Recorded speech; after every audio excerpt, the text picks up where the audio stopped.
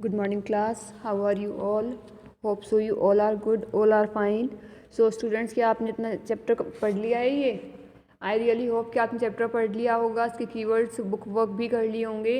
और जैसे कि मैंने आपको लास्ट वीडियो में इसके क्वेश्चन चैप्टर के वेरी शॉर्ट क्वेश्चंस करा दिए थे, वो भी सबने अपनी नोटबुक में neat and clean handwriting में कंप्लीट कर लिए होंगे। So student, as you know our chapter number 14 rain thunder and lightning is going on.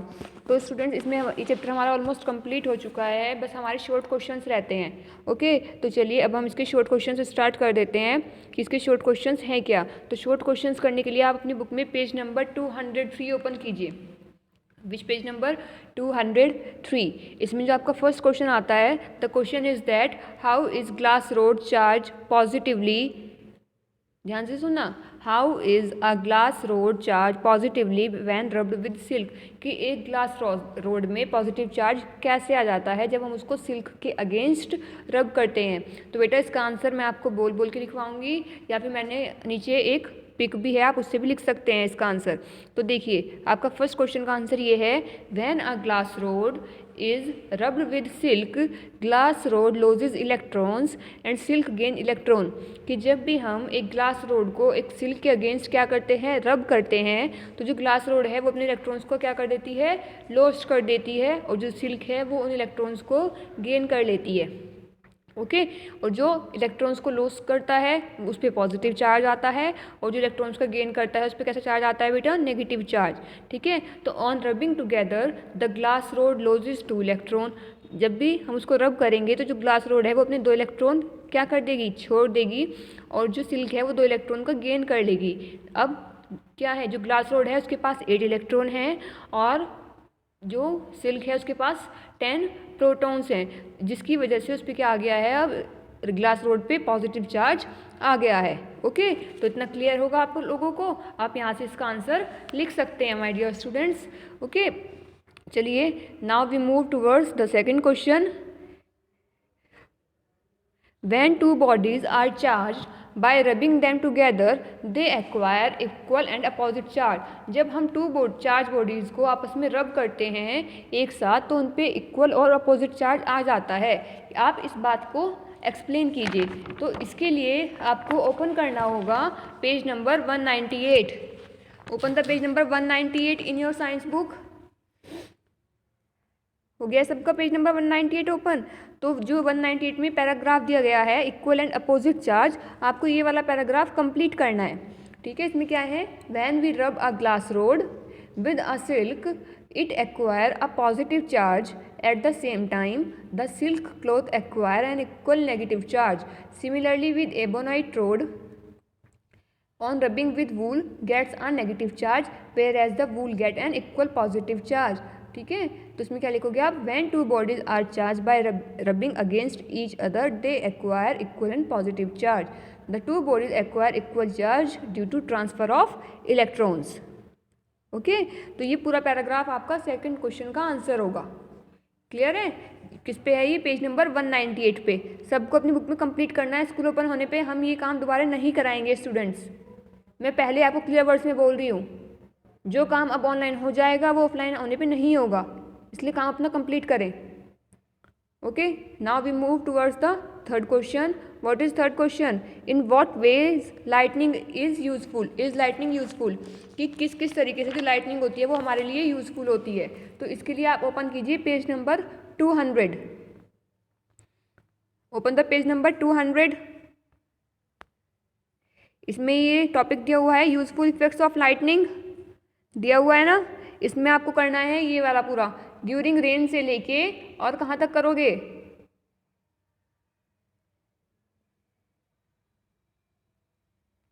देखिए मैं बताती हूँ आपको आप कहाँ से करोगे ये, क्योंकि कुछ तो आपने कल वाली वीडियो में भी किया है, कल जो वेरी शॉर्ट्स थे वेरी शॉर्ट्स में भी किया है ना, तो इसलिए। तो देखिए आपको कहाँ से करना है, ड्यूरिंग रेन से लेके और सबसे पहले कहाँ तक करोगे, growth. Okay, during rains when lightning strikes nitrogen and oxygen of the atmosphere combine to form nitric acid. After series of reaction, rainwater brings the nitric acid to the earth. Nitric acid reacts with some alkalis in the soil, limestone, to form nitrates. These nitrates serve as food and are responsible for their growth. ठीक है, इसके बाद जो second point लिखोगे आप वो लिखोगे electric discharge से, not from the formation. Formation से कोई नहीं लिखेगा, इलेक्ट्रिक डिस्चार्ज से लिखेंगे, और कहाँ तक, अर्थ तक। तो ये क्या हो गया आपका, electric discharge during lightning results in the formation of ozone from oxygen. Ozone layer in the earth's atmosphere absorb ultraviolet radiation coming from the sun and protects the living organism on the earth. ठीक है, तो ये आपका इसका answer रहेगा। 2 points हो गए हैं, the first point and the second point. First point is from during to growth and the second point is from electric to earth. Clear है? Now the next question would be, next question देखते हैं हम, what is an electric charge. Electric charge क्या होता है? ठीक है, सबने अपनी बुक में देखा है फोर्थ क्वेश्चन कि इलेक्ट्रिक चार्ज क्या होता है। तो आइए चलिए देखते हैं इलेक्ट्रिक चार्ज का हमें आंसर कहाँ मिलेगा। तो ये है आपके इलेक्ट्रिक चार्ज का आंसर। आप इसको यहीं से लिखेंगे, कहीं और से नहीं लिखेंगे। आंसर क्या है, electric charge is the physical property of matter. Electric charge क्या है, फिजिकल प्रॉपर्टी है मैटर की, that causes it to experience a force. When placed in an electromagnetic field, electric charge can be positive or negative. ठीक है, आपको पता है electric charge positive भी हो सकता है और नेगेटिव भी हो सकता है। जो लाइक चार्जेस होते हैं वो एक दूसरे को रिपेल करते हैं, और जो अनलाइक चार्जेस होते हैं वो एक दूसरे को क्या करते हैं बेटा, अट्रैक्ट करते हैं। एन ऑब्जेक्ट, और एक ऐसा ऑब्जेक्ट जिस पे कोई भी चार्ज नहीं होता, वो कैसा ऑब्जेक्ट होता है, न्यूट्रल ऑब्जेक्ट। ठीक है, कैसा होगा वो, न्यूट्रल। इतना क्लियर है? That electric charge is the physical property of matter that causes it to experience a force when placed in an electromagnetic field. Electric charge can be positive or negative. Like charges repel each other and unlike charges attract each other. An object with an absence of net charge is referred to as neutral. Okay? Clear है? तो यहाँ पे आपके 4 question complete हो जाते हैं। Now the fifth question would be what is lightning. Lightning क्या होता है, how does lightning takes place. ये देखिए फिफ्थ क्वेश्चन आप अपनी बुक में, what is lightning, how does lightning takes place between the clouds. तो इसके लिए आपको ओपन करना होगा page number 199। Which page number, 199 page number open कीजिए सब बुक में। हो गया है? इसमें आपको ये पैराग्राफ दिख रहा है जहाँ पे मैंने 5 लिखा हुआ है, ये मार्क किया हुआ है ना, second paragraph due to condensation वाला। तो ड्यू टू कंडेंसेशन से लेके और आपको कहाँ तक लिखना है, ये लाइटनिंग तक लिखना है। जे पिंक कलर से हाईलाइटेड पोर्शन है लाइटनिंग, यहाँ तक करना है। क्या आंसर रहेगा ये, due to condensation the clouds are form which are charge with static electric charge may be positive और negative. When 2 clouds of positive and negative static charge approach each other, the bad conductor air become a good conductor of electricity. A large quantity of electric charge flow rapidly from one cloud to the other through the air. An intense spark of electricity is seen in the sky. Clear है? Such rapid flow of charge through the air between the 2 oppositely charged cloud is called electric discharge or lightning. तो ये आपका answer रहेगा, answer number 5th। मैंने mark भी किया हुआ है कि अगर किसी को नहीं मिला होगा ना तो वो यहाँ पे देख भी सकता है। ठीक है, कौन सा क्वेश्चन है बेटा, ये 5th क्वेश्चन है। और हाँ ये देखो यहाँ पे ना 2 5 लिखे हुए हैं, तो डोंट बी कंफ्यूज, ये वाला करना है यहाँ से और यहाँ तक। ठीक है, ये कुछ नहीं है, ये तो रॉन्ग है। ये तो आपका वेरी शॉर्ट था जो मैंने कल करा दिया था आपको। आज हमारा शॉर्ट कर रहे हैं, तो शॉर्ट हमारा ड्यू टू लाइटनिंग तक है। ओके, तो चलिए अब 6th क्वेश्चन पे आ जाते हैं। 6th क्वेश्चन क्या कहता है हमारा,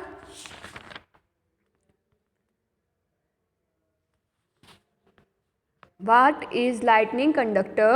How does lightning conductor prevent damage to building during lightning? कि lightning conductor क्या होता है और ये buildings को lightning के दौरान कैसे प्रोटेक्ट करता है, डैमेज से कैसे प्रिवेंट करता है। तो आपको इसके लिए ओपन करना होगा page number 200। Open the page number 200।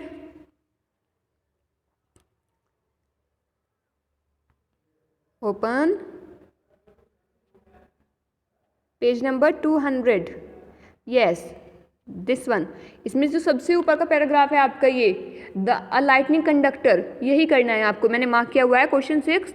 A lightning conductor consist of a long thick metal rod strip having sharp spikes at its upper end. The spikes pointing towards the sky are fixed at the highest point of the building. The lower end of the metal rod strip is connected to a large copper or aluminium plate which is buried deep inside the earth. This is called earthing. Okay, तो ये आपका कौन सा question है? Question number 6। और आपको साथ में इसके डायग्राम भी ड्रॉ करना है। ड्रॉ दिस डायग्राम, ठीक है, ये डायग्राम भी आप सबको ड्रॉ करना है अपनी नोटबुक में। वेल लेबल्ड, बहुत अच्छे से ड्रॉ करना है, कलरफुल सा सुंदर सा डायग्राम बनाना है सबको। क्लियर है? सो माय डियर स्टूडेंट्स, आपका ये चैप्टर कंप्लीट हो गया है। हमने इसका बुक वर्क भी कर लिया, कीवर्ड्स भी, एक्सप्लेनेशन भी, वेरी शॉर्ट और शॉर्ट, सब कुछ कर लिया है। अगर अभी भी कुछ रहता है तो आप लोग भी मैसेज करके बता सकते हैं, ठीक है। मैंने अपनी साइड से ये वाला चैप्टर आप लोगों का कंप्लीट कर दिया है। अब मुझे कुछ बच्चों के मैसेजेस आए थे कि मैम जो हमारा साउंड वाला चैप्टर है इसकी एक्सप्लेनेशन तो हो गई है बट इसका बुक वर्क रह गया है और क्वेश्चन आंसर रह गए हैं। इसकी 50% एक्सप्लेनेशन हो जाती है, 50% रह जाती है, मतलब आधी एक्सप्लेनेशन हो गई है और आधी रह गई है, ठीक है। तो इसमें अभी हम फिर मैं आपको उसी चैप्टर का क्या करा रही हूँ बेटा, बुक वर्क करा रही हूँ, ठीक है। तो आप लोग अपनी बुक भी ओपन कर लीजिए, chapter sound and the chapter number क्या रहेगा आपका, just wait, let me know this. Chapter है बेटा आपका 12, चैप्टर 12 दैट इज साउंड। ये आप लोग मुझे बता देना आपकी इसमें एक्सप्लेनेशन कहाँ तक हुई है, फिर उसी के अकॉर्डिंग मैं आगे की एक्सप्लेनेशन स्टार्ट कर दूंगी। बट अभी तो मुझे इतना बताया गया था कि इसका मैम बुक वर्क रहता है और क्वेश्चन आंसर रहते हैं, तो इसलिए मैं पहले आपको वो करा रही हूँ, ठीक है। तो चलिए हम पहले इसका बुक वर्क देख लेते हैं, बट उससे पहले आपको क्या करना है, आपको इसके कीवर्ड्स अपनी नोटबुक में करने हैं। क्लियर है? सब बच्चे क्या करेंगे, कीवर्ड्स करेंगे अपनी नोटबुक में चैप्टर 12 के, ठीक है।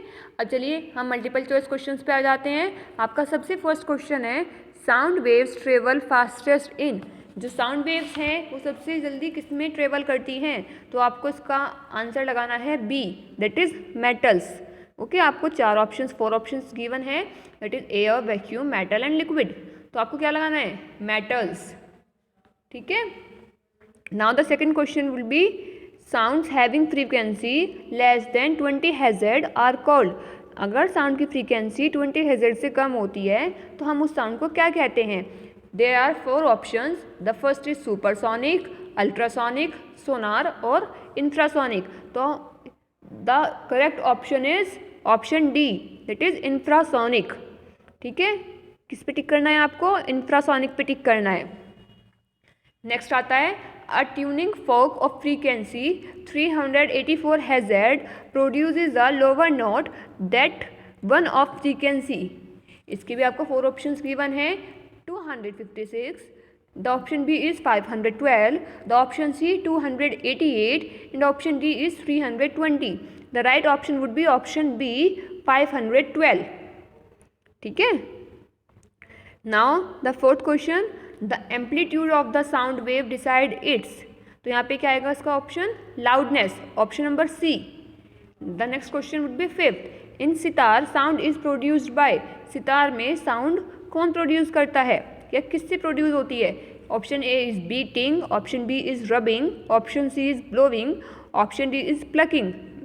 बिल्कुल ठीक बात है, प्लकिंग से ही होता है। बीट तो हम ड्रम को करते हैं, ठीक है। रब हम किसको करते हैं, वो जो हमारे स्कूल में मॉर्निंग टाइम में रब्स होते थे वो। ब्लोविंग से बांसुरी बजती है, तो बजती क्या है, प्लकिंग से ही तो होता है गिटार में, सितार में।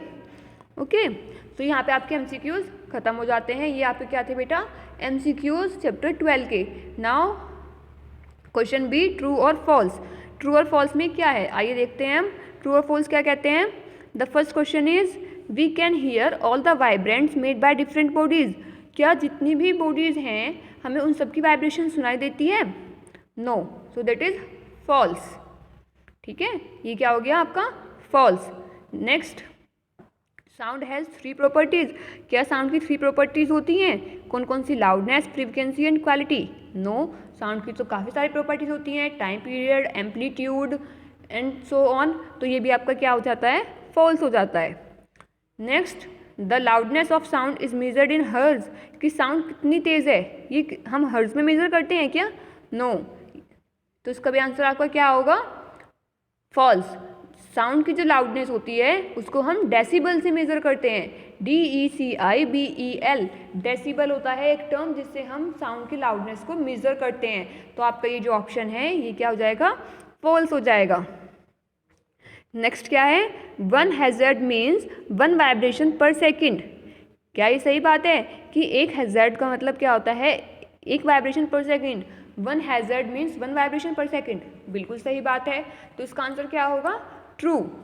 Okay, next question is the sound of tabla normally has lower pitch than the sound of violin, बिल्कुल ठीक बात है, जो तबला की साउंड होती है उसकी पिच बहुत कम होती है अगर हम वायलिन से कंपेयर करें, ठीक है, तो ये भी क्या हो जाएगा, ट्रू हो जाएगा। Now next question is right और रॉन्ग। अब आपको क्या करना है, राइट और रॉन्ग करना है। तो फर्स्ट क्वेश्चन क्या है इसमें, a sound with large amplitude is louder than one with small amplitude, it is right, yes it is right, it's right. Okay, next is shortening the string of guitar lower it's pitch, अगर हम guitar के wires को छोटा कर देते हैं तो क्या उसकी आवाज़ पे फ़र्क पड़ेगा, नो कोई फ़र्क नहीं पड़ेगा, तो इसका आंसर क्या होगा आपका, रॉन्ग, ठीक है। नेक्स्ट है frequency is the number of vibrations per second, frequency is the number of vibration per second, yes right. Okay, next आता है sound travel fastest in solid, right. Next, the quality of a sound depend on the frequency of vibration, it is also right. The sixth would be in a flute the longer air column the louder the sound, wrong, ऐसा कुछ नहीं होता कि अगर बड़ी बांसुरी है तो ज़्यादा आवाज़ आएगी, ऐसा कुछ नहीं होता है, ठीक है। नेक्स्ट आता है येस और नो टाइप, इसमें आपको येस और नो मेंशन करना है। इसमें फर्स्ट क्वेश्चन है आपका the quality of sound produced by all string instruments will be same, no, कि जितने भी स्ट्रिंग वाले इंस्ट्रूमेंट्स होते हैं क्या सबसे सेम आवाज़ निकलती है, नहीं, तो उसका आंसर क्या होगा, no. The string of veena should be tightened to raise the pitch of sound, हमें आवाज़ बढ़ाने के लिए क्या वीणा के जो वायर्स होते हैं उनको टाइट करना पड़ता है, यस बिल्कुल ठीक बात है। Okay, the next question is excessive noise can cause deafness, बिल्कुल सही बात है, अगर ज़्यादा लाउड वॉल्यूम में हम कोई सॉन्ग सुनते हैं या गाने चलाते हैं, कुछ भी हम नॉइज़ पोल्यूशन क्रिएट करते हैं तो डीफनेस, उससे बहरे हो सकते हैं, ठीक है। आपका नेक्स्ट आता है curtains cushions and rugs absorb sound, बिल्कुल ठीक बात है, जो किसी भी रूम में जितना भी सामान होता है सब में प्रॉपर्टी होती है साउंड को एब्जॉर्ब करने की। Okay, next is sound with frequency above 20 hazard is called ultrasonic, बिल्कुल ठीक बात होती है, 20,000 हैज़र्ड से ऊपर की जो साउंड होती है उसको हम अल्ट्रासोनिक साउंड बोलते हैं, तो इसका भी आंसर क्या होगा बेटा, येस होगा। Okay, next question is the pitch of a sound depend on the type of material that is vibrating, no. Okay, अब आपका आता है question number C, analogy type. Students अगर आपको कहीं पे कोई भी प्रॉब्लम हो तो आप पूछ सकते हैं, ओके, किसी को क्वेश्चन आंसर में कोई प्रॉब्लम आए, बुक वर्क में कोई प्रॉब्लम आए, एक्सप्लेनेशन में आए तो आप लोग पूछ लेना, ठीक है। नेक्स्ट आपका क्वेश्चन आता है एनालॉगी टाइप, इसमें ये फर्स्ट दिया हुआ है, ऑलरेडी करके दिया हुआ है कि सॉनिक वाइब्रेशंस, अल्ट्रासोनिक के साथ आपको क्या लिखना है, अनऑडिबल, UNAUDIBLE, अनऑडिबल। ओके, सेकंड में क्या होगा, प्लीजेंट साउंड, प्लीजेंट साउंड के साथ क्या होता है, म्यूजिक, और अनप्लीजेंट साउंड को हम क्या कहते हैं, नॉइस, क्या कहेंगे, नॉइस कहेंगे, क्लियर है इतना।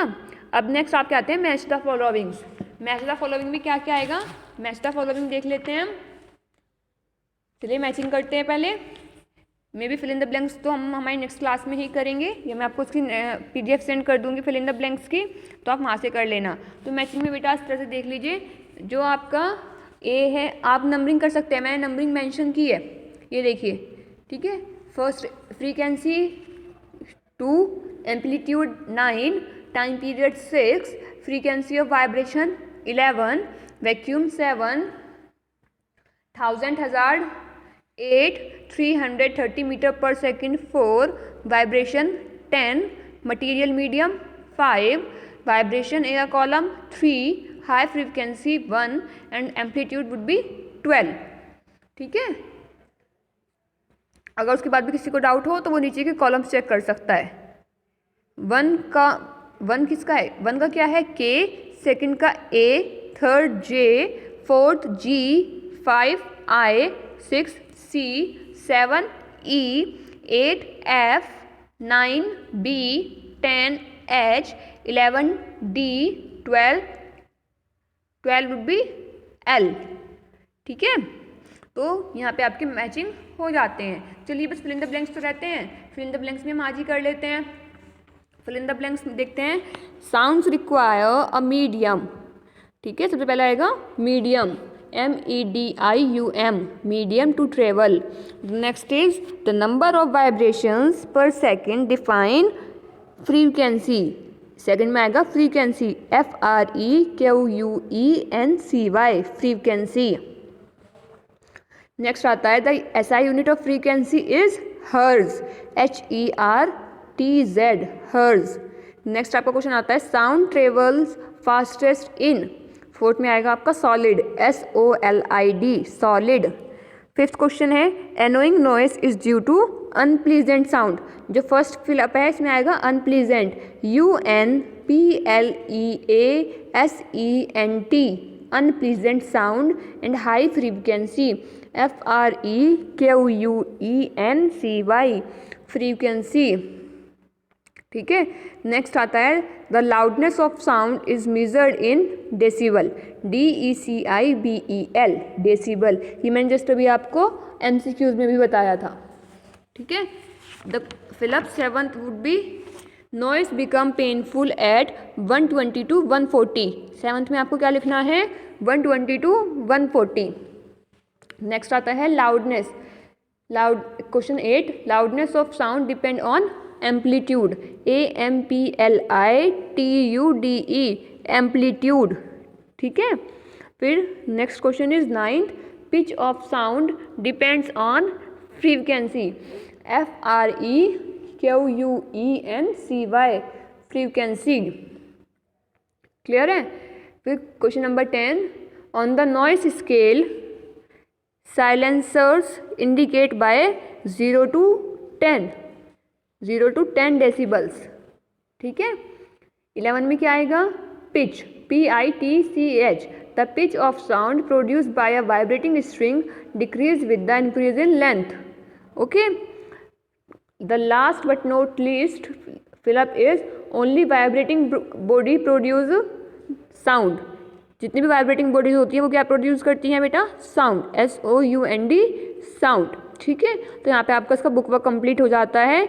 नेक्स्ट वीडियो में मैं आपको इसकी वेरी शॉर्ट और लॉन्ग क्वेश्चंस करा दूंगी। क्लियर है, तो चलिए इतना आप अपना एक काम कंप्लीट कीजिए।